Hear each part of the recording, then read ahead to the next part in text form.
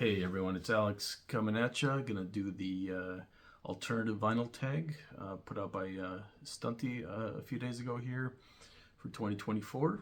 13 prompts. We'll just get right into it. Prompt number one is your longest vinyl quest. So this is Don Cherry's The Orient from the early 70s. A record I learned about many years ago, sort of as I first was learning about Don Cherry and starting to dig a little bit deeper into his discography. I remember seeing this reissue of this in at Dusty Groove back in Chicago, but it was pretty expensive for a reissue at the time. It was about $40-$50. So I figured at some point I'd have the opportunity to get an original. Again, it's a Japanese only pressing, so pretty hard to find in the U.S. There was a seller right as the pandemic started that started selling off some personal records, and had the opportunity to buy it from him, but I kind of waited a little bit too long and it sold. But yeah, really happy to finally have this one. It features fantastic musicians like Han Benek, like Johnny Diani, South African bassist, Okay Tamiz, the Turkish drummer. So really a couple of two separate sessions here to 2 LP set, again from that early 70s period where he's really exploring global sounds as part of his palette, if you will. Best deal, I'm gonna go with this one. So right when John Hassel passed away a few years back, I made a video in tribute to him, kind of showing his 70s and 80s discography. And in that video, Stunty asked if I was aware of this record on ECM. I think I was aware of it, but I didn't know that it existed on vinyl. It's from 2007, so kind of right before or the very early parts of kind of the vinyl resurgence. So I'm not sure how many they pressed. Obviously, ECM relatively major label, but in the mid 2000s, not so sure. So these have become pretty sought after. The title is Last Night the Moon Came, dropping its clothes in the streets. There's John here with his famous trumpet. So there was a seller on eBay that had a bunch of old sealed copies of this earlier this year, and he was selling them off one at a time in auctions on eBay. And so I kept following them, and the prices kept dropping on subsequent auctions. So I kind of did put a bid on, I think it was like the third copy that came for sale, and won it for a very reasonable price. Median is about $170 on eBay, and sellers are asking more than that. Nowadays, even the CD goes for quite a bit of money too. And just out of curiosity, I went to eBay the other day just to see if there were more copies available, and looks like the last one actually only sold for like $30. So somebody got a steal of a deal on that. New artist 2023, Sydney Span. This record is called Sending Up a Spiral of. I should just realize this is actually pasted on. So I don't know much about her. So she is a sound artist from Baltimore. This is put on the Recital label out of Glendale, California, just north of LA. They put out a lot of local LA experimental artists like Sarah Davachi, famously. In fact, her partner is the one that runs the Recital label. Yeah, really interesting. I suppose sort of a modern, updated take on the vocal experiments and the speech experiments of like Robert Ashley and David Berman. Really interesting. I listened to this the other night, very late at night. It's one of those where I don't remember much of what happened, but I really enjoyed going there, and I look forward to revisiting that. only 200 pressed. I'm sure they're gonna reissue it at some point because it did sell out. Record you might be surprised I own. So, you know, I very, very rarely show hip hop. Maybe I used to more back in the day. Sorry for the glare. But yeah, this is Earl Sweatshirt with Doris from I think 2013 originally. Fantastic cover art, originally from Chicago, but very much associated with LA hip hop collective Odd Future, and yeah, I think this was his debut if I remember correctly. And yeah, this is just one that has always you know, stuck with me, that I, you know, have kept sort of playing over the years. I think I had a vinyl copy years back, got rid of it, and then this year I decided to buy it back. But yeah, check it out if you don't know Earl Sweatshirt, Doris from 2013. A record I discovered thanks to the vinyl community. I mean, so many to name, but I really want to give a shout out to Tom Rekion, who doesn't make videos. He's actually kind of a neighbor of mine here in over in Pasadena, a few miles down the road. In fact, I'll be in Pasadena tomorrow, so maybe I'll see if he's around to go dig for some records. But yeah, Tom Rekion, yeah, kind of a legendary LA experimental artist, going back to his days in the LA Free Music Society, back in the 70s and 80s, and then pretty renowned graphic designer, designed the cover for REM's Automatic for the People, among many others.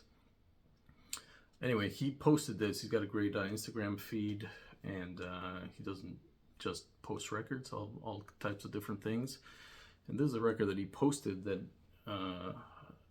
and he posted a sound clip too, and I was very intrigued. And yeah, I'm always interested to learn more about John Cage. I mean, I have many of his records, but yeah, they're each very unique. This, I think, came out in like the late 70s, I think, maybe 76, on the German Virgo label. Yeah, just based on the sound clip alone, I was really mesmerized, and you know, it's not too hard to track down. There's a couple of different versions of this. Apparently this should have come with a booklet, which I didn't get, but anyway, John Cage, a lot of vocal things going on here. There's definitely some very interesting vocal elements. I've only listened to this a couple times, and yeah, it's one that I don't know what happened, but I want to revisit and get into this world. Yeah, very cryptic back cover too.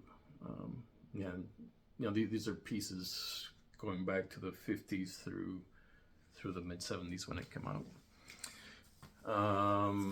Record from my teenage years, late teens, but yeah, definitely one. I'll take it out of the sleeve. Well, so I got the hype sticker here, but artist is Asop Rock. I've talked about it a couple times before. Yeah, one of those sort of indie underground hip hop artists out of New York. This is his debut. It's an EP from originally from 1999.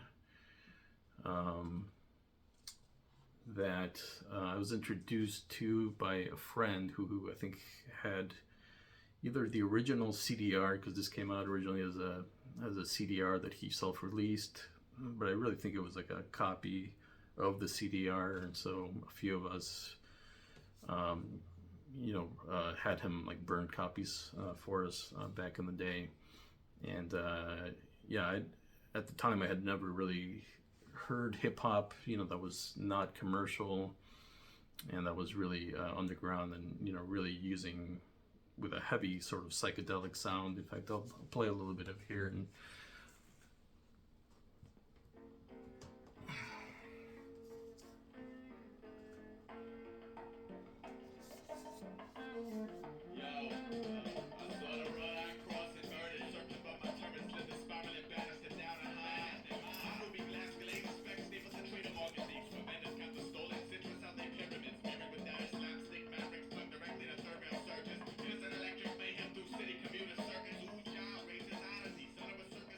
So I'm not sure how much you can hear like of the sample on the bass, but yeah, definitely a a looping jazz sample, and he uses that in his early days. He used that a lot, through the mid 2000s. A lot of great jazz samples. In fact, there's an Ornette Coleman sample from the track Peace on this one that's great. I don't know what this particular sample is, but yeah, there's saxophone and bass. Probably pitch adjusted too. Number 7, kind of favorite cover from any album that you acquired this year. So I upgraded. I had a later pressing of this. I finally got an original. I think it's the Danish pressing on Steeplechase. This is Manette Sudler, fantastic American guitar player. And yeah, I mean, this is such a unique cover for many reasons. For one, you rarely see women fronting records, especially still. I mean, other than Alice Coltrane and obviously a lot of vocal jazz artists, very very few that I can think of. But that aside, I mean, such a fantastic photograph. I mean, you can really just see the joy in her expression, the love for her instrument, and for for this just for life basically. And there she is there, in the back. You can also tell how just the joy that comes across in the music. And yeah, this is a little bit out of pocket for me, just because jazz guitars is not really something that I generally go for, unless it's kind of on the skronkier side, like your Sonny Sharrock's and those types of guys. But yeah, I mean, it's that cover's always drawn me in, and especially that first track. I think it's the title track, "Brighter Days for You." Classic, love it. An artist you wish you hadn't released an album in 2023. That's easy. Andre 3000. A so-called flute record with very little flute. And that unfortunately just didn't really work for me. And I think Andre 3000 arguably wrote one of the greatest pop songs of the last 25 years with Hey Ya, but kind of a miss for me there. VCLT, my friend Jason, who I'll actually get to meet hopefully in person tomorrow on our little dig here, he sent me 2 or 3 packages over the years, and I'm yet to repay him in kind for his generosity. This is one that came in the last package that I got from him a couple months back. Of course, on the Actual label, Musica Electronica Viva, kind of a weird one, under this moniker. I mean, it is a group that had kind of rotating, membership. But this one in particular is totally kind of, I mean, as you can tell by the art, and, check these guys out. I mean, this is total, like, hippie, but with sort of an electronic edge, and it's produced as production by Daniel Valenciennes, who actually ran the Saraba Studios in France. And I have a couple of his records where he's like doing electronics, and those are fantastic. And yeah, side 2 of this sounds a little bit like that. I mean, it's almost like, think like Popol Vuh, but with like a really dark sort of edge, hippie, but a lot less sort of new agey. Record that I was jealous of, and their channel. Yeah, I mean, the one that comes. I mean, Stunty just showed a record on the Folkways label that I've been looking for many years. In fact, I think he showed it to me a long time ago, and then just last week he showed it again on a stream. I'm not even going to mention it because I still hope to find a copy one day. and I'm not gonna broadcast it like Dom likes to do. Just kidding. An album that I got because of a connection to another artist. So this is something artist I've never heard of. Con Lewis. The record's called Two. Very kind of intriguing cover art. And the reason I got it is I really got into this guy, Simon Fisher Turner, also pretty sure based on Stunty's something that he had streamed at one point. So really is probably one of my favorites of his. And then I saw that in 2016 he actually wrote or he had some just as additional sound contributions by Simon Fisher Turner on at least one of the tracks. First time I listened to it, I didn't care for it too much. I kind of re-listened to one of the sides last night, and yeah, there was some good stuff in there for sure. So looking forward to revisiting that.